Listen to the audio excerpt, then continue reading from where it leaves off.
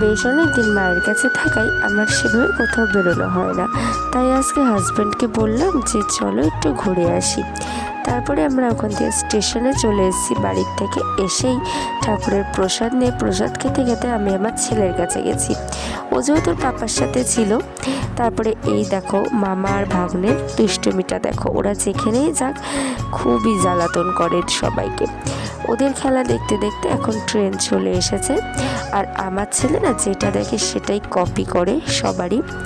তারপরে আমাকে বলছে যে চলো আমরা রানাঘাট থেকে ঘুরে আসি। তো আমরাও এক পায়ে রাজি হয়ে গেলাম, যেহেতু আমার ছেলের কিছু কেনাকাটাও ছিল। তারপরে আমরা রানাঘাট ওভারব্রিজ পার করে এখন চলে এসেছি বাজারে রানাঘাট।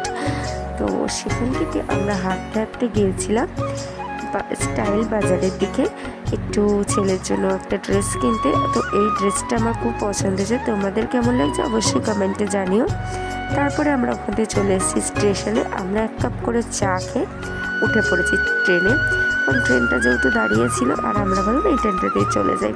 তো ট্রেনটা অনেকক্ষণ দাঁড়িয়ে থাকে, আমাদের খুবই বোর লাগছিল, তাই কি করব। তারপরে ট্রেনটা ছেড়ে দিল। এখন যাব বাড়িতে। আগেই বাড়ি যাব না, যাবো একটু মেড প্লাসে, ছেলের জন্য ডাইপার আরও টুকিটাকি কিছু কেনার আছে, কিনে আমরা যাব বাড়িতে। তো ভিডিওটা তোমাদের কেমন লাগলো অবশ্যই কমেন্টে জানিও। আবার দেখা হবে নেক্সট অন্য কোনো ভিডিওতে। Bye bye.